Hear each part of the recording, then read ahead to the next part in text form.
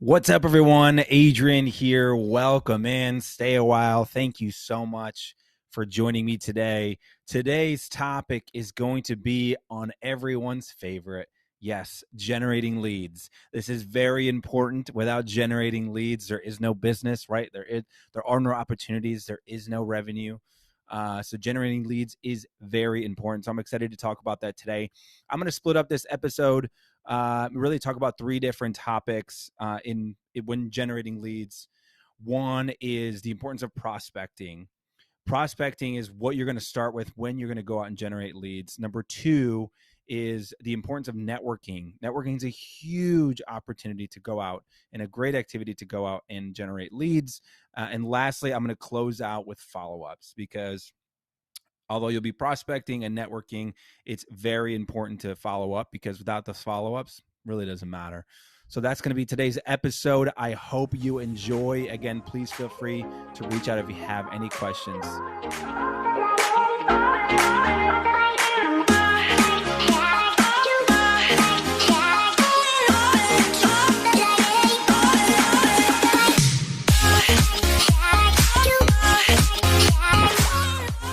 What's up, everyone? Thank you so much again for joining me today. I am going to talk about generating leads. This is one of the most important topics. I know I say this every podcast, but this is a really important topic. Without generating leads, as I mentioned in my intro, there is no business, right? There's no revenue, there's no opportunity. So generating leads is the number one thing you have to do. Now, before I get started, I'm going to do kind of an overview of generating leads because not everybody has to go out and generate their own leads. There are some companies where you're fortunate enough that leads are given to you and you then take those leads and farm them and turn them into opportunities, where in other industries and other companies, there are scenarios where you as a sales rep, you have to go out and do everything yourself, right? You're going to go out and generate your own leads and turn them into opportunities so that then you can close them and get some revenue. So I'm going to focus more on that. And before we start generating leads, there's three major steps that you take when you go out and generate leads. Number one is you need to prospect, and you need to do some effective prospecting. So I'm going to talk about prospecting a little bit today. Number two, you need to go out and network. You need to go out, build your network, meet with other people, like-minded people, or potential clients as well. But you need to go out and really spread your brand, build your credibility, build your footprint within the marketplace that you're working in, so that you can give you a better opportunity to go and generate some leads. And number three, follow up. So although we're prospecting and networking, if we're not following up, then we're just wasting our time. You need to follow up with those that you meet, those that you prospect. I'll talk a little bit about follow up, what some easy things you can do when you follow up after a networking event, after a lunch, even after prospecting. So let's get started with prospecting. What are you doing today that you would consider effective prospecting? Is your company providing you any lists of people to go after? Are you doing that on your own? When you're prospecting, you really want to look for companies that would be interested in your service or your product. So for example, I'm in office furniture. I mention this all the time. So I want to look for companies that would be interested in new office furniture or would be interested in partnering with me in acquiring or helping with new office furniture. So a couple different categories in my industry that I'll use as an example. Number one, real estate brokers, commercial real estate brokers. They're out making deals for new buildings, new commercial spaces that some companies might be moving into. So I want to get connected with commercial real estate brokers to potentially generate some sort of warm lead to get my foot in the door. Number two, architects and design firms are big for my industry. So being able to make connections with architects and design firms, because once that building is secured and ready to go, they're going to need an architect and design firm to go and design the layout, the structure of the building. So I want to partner with them. So again, I can get my foot in the door, potentially get an opportunity to go and generate a lead. And the third category that I focus on in my industry are construction companies as well, because you have the building, you have the architect, you're going to need a construction company and a general contractor to go out and do the work. So a lot of times they might have some information on the potential client that may need furniture. So those are really the three avenues that I focus on when it comes to my industry. What are three major avenues that you can focus on in your industry that would help you generate relevant leads so that you can go out and meet with those prospects and turn them into opportunities? So that'd be the first thing I would do, is prospect. Look for those three major. I would start with three major influencers that would help you get to your prospective client. Number two, we want to go out and network. We want to spread the love, right? We want to build our credibility, build our brand, go out and talk to people face to face. Let them get to know you. Let them get to know your style, who they're going to work with. As I mentioned in previous podcasts, you are your own brand. People are going to want to work with you. Your company is one thing, but people want to work with people, right? So you are your own brand. Go out and make a great impression on people so that they can go out and work with you. So networking is very important when it comes to generating leads. So when you prospect, right, you have your top three influencers. You want to look for maybe some specific groups that you can join within those influencers, or you want to look for some great networking events that will have those influencers in attendance. When I say influencers, I don't mean like Instagram influencers and social media. I mean people that are going to influence your business. So look for events that will have those influencers there, or again, organizations that are involved, that are revolved around those influencers as well. So those are two major things you want to do when it comes to networking.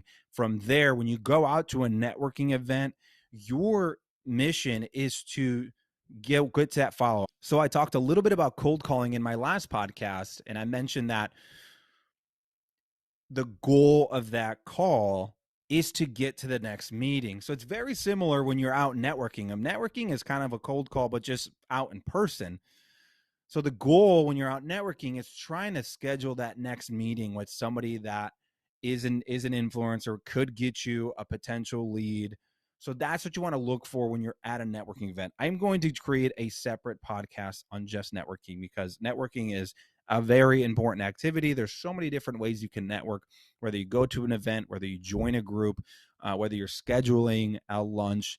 And I want to talk through some specifics you want to go through when you're doing those. But for today, really high level, when it comes to networking, you want to find a good group that you can join that has those influencers, and you want to go to an event that would have those influencers as well. And before you go to that networking event, have a plan in place. Don't just go to the networking event and think that stuff's just going to happen, and think that you're just going to have people come up to you and introduce themselves. That's not how it works. You really have to go and work the room and be genuine. Ask about others before you talk about yourself. That's the best way to network, is really go and get to know people and be genuine. Don't go to a networking event and pitch to people and hand out business cards without any relevance behind it. You want to go out and really get to know people at these networking events to see if they're a potential good fit or not for a follow-up meeting. And that follow-up meeting could be a coffee, a lunch, a happy hour, whatever it may be. But really, you're just going to a social to meet people. So imagine you're back in college and you're just going to a party, and you're just meeting new people. You're new to the university. You're trying to expand your friends and get to know more people. It's the same thing in business. When you go out to a networking event, you're trying to expand your network. You're really trying to connect with people that would be a good win-win scenario for the both of you. So go out, get to know people before you go and pitch yourself. And again, have a strategy before you go in. I'll dive a little deeper in that in my next session. But that's great. Networking. And last but not least is follow-up. So we've prospected. Then we've went out and networked based on our prospect and our prospect list. Now we want to follow up on who we've prospected and who we've networked with. So we have gone to a networking event. we killed it. We did great. We met a lot of people there. We got, let's just say we got about 15 business cards, and maybe, just maybe 6 of those would be a good fit to have a follow-up lunch with, a follow-up coffee, whatever it may be. So this is where you'll need to send a follow-up email. And what I like to do is, whether I'm going to meet with them or not, I still send a follow-up email to who I met, just to respect their time and let them know that I appreciated them taking the time to talk to me and I enjoyed getting to know them better. Sometimes that might lead to something, sometimes it's not, but it's courteous to do that. And then for those 6 individuals out of the 15 that I'd like to have a follow-up meeting with, that's when I'll go in that follow-up email and say, hey, I really liked what I heard from you. I'd like to learn more about you and your organization. Do you have time to grab coffee or lunch in the next few weeks? And 99.9% of the time, people are really nice and they'll say, yes, of course. Unless you get somebody that's super arrogant, that's just, their time is super valuable and they don't have time for anybody else. But most of the time, most people are pretty open to meeting, because people love to talk about themselves. You know, who doesn't want to go to coffee, get your coffee paid for so you can just go and sit and talk about yourself the whole time? Don't kid yourself. People love doing that. So it's really that you're bringing someone to a coffee or a lunch so that they can expand on themselves and expand on their organization. And once you have that lunch, right? Once you have that coffee, you don't necessarily want to close. It's not a closing scenario.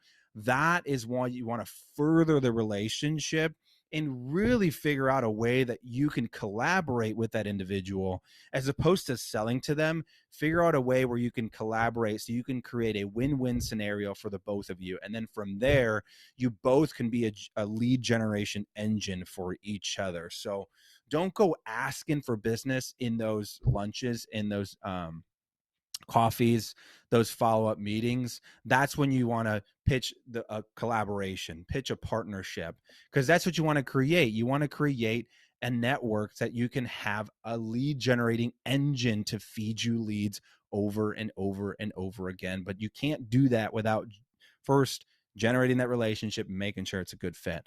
So follow up, right? Whether you're going to meet with them or not, you still want to send that follow-up email. It's professional, it's clean, it's consistent, it comes across credible. So send that follow-up email and then set those follow-up appointments with those that will help you moving forward and those that you think would be a good fit to collaborate with. So that's a basic follow-up right there. Again, as I mentioned, I will do a networking podcast, as this is a great activity, one of my favorite activities to do. But to recap today, we talked about 3 ways to generate leads. Number 1, it starts with prospecting. A couple different ways to prospect, but the main thing you want to do, if you remember anything, the main thing you want to do is find 3 influencers, 3 categories that will help get to where you need to be right away. Find those 3 categories, find people within those 3 categories, and go out and try to network with them. Leads me to number 2, networking. Whether you're joining a group, whether you're going to a networking events, make it specific. Have a strategy behind what you're doing and make sure to follow up with the folks that you're meeting at that networking event. And also remember, at those events, don't make it about yourself. It's not about you, it's about them, right? Get to learn who's there before you pitch who you are. And then last but not least, follow up, because those first 2 activities are great, but if you're not following up for those first 2 activities, you're just wasting your time. So make sure that you're following up, you're rounding that out, and you should be able to generate some leads from there. It's going to take a little bit of time. If you're new and you're just getting started in the market, give it some time. It could take 3, 4, 5, even 6 to 8 months to get leads going, but you got to start from somewhere. So you got to build it up from the beginning and then build your network as you go. And it starts to become its own little engine. So hang in there, stick with it. And please do not hesitate to reach out if you have any questions. So thank you so much for your time today. That's all I have for you. Look out for that next episode on networking coming out here pretty soon. Thanks all and have a great weekend.